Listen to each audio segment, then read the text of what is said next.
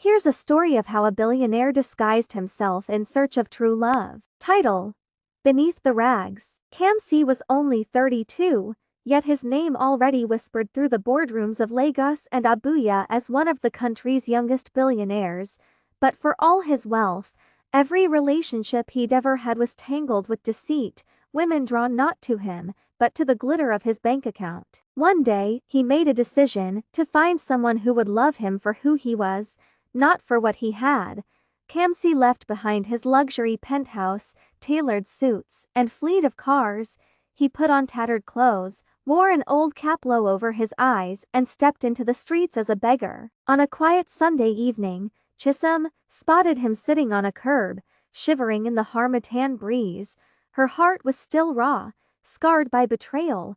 Her ex-boyfriend, Chima, had left her for her best friend Oluchi. Together they had mocked her, twisting the knife deeper with every public humiliation. Even now, Chisom wasn't looking for love, but she was looking for peace, and when she saw Kamsi's tired eyes and quiet dignity despite his ragged clothes, something in her stirred. "Sir, you can't sleep here tonight," she told him softly. "Come to my house, I'll make you food." Word spread quickly, and the mockery began. At the small market square, Oluchi scoffed loudly, her voice dripping with venom. "Chisom, are you now running a charity for street rats?" Chima chuckled, adding, No, Oluchi, don't insult the rat. Even rats wear better clothes than that man." Every insult, every jeer, Kamsi endured in silence. His calmness puzzled Chisom.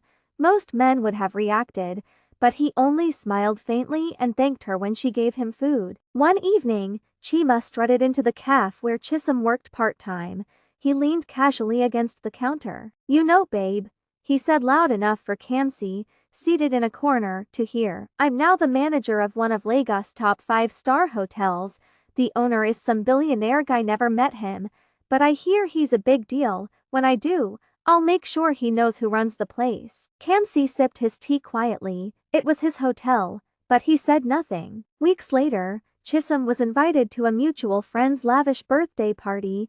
Oluchi and Chima were there, dressed to the nines, ready to flaunt their new life. Chisom arrived with Kamsi, still in his worn-out clothes. Laughter rippled across the hall. "Oh, she brought her pet beggar," Oluchi whispered loudly, sending a fresh wave of snickers through the crowd. But then, something unexpected happened. A tall man in a sharp navy suit froze mid-step. His eyes widened. He hurried across the room past Chima, past Oluchi, and stopped before Kamsi. With deep respect, he bowed. "Sir, Mr. Kamsi Obi, you didn't tell us you'd be here. It's an honor, sir." Gasps filled the hall. The whispers began. "That's Kamsi Obi, the billionaire? The owner of Imperial Grand Hotel?" Chima's smile faltered.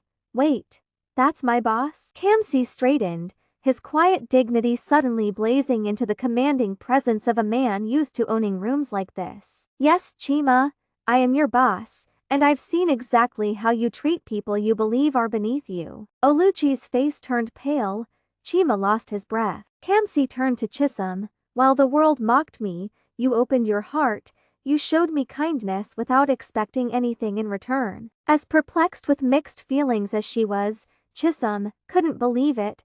But one thing was sure, she loved the sight of shivering Chima and the regret on Oluchi's face. He snapped his fingers, and one of his aides wheeled in a gleaming black Rolls-Royce Phantom, the scent of leather wafting through the hall. "This is yours, Chisom," Kamsi said softly, for the woman who saw the man before the money. The crowd erupted. Cameras flashed.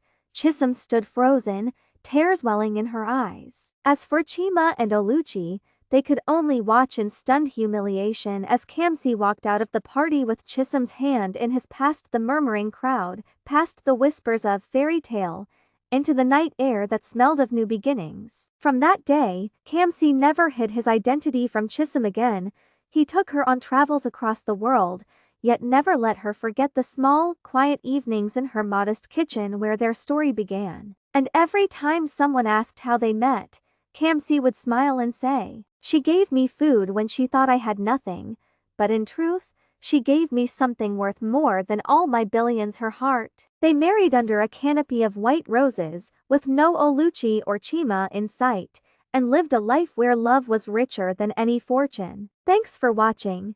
Please comment, like, share and subscribe my channel to be notified when I post the next video.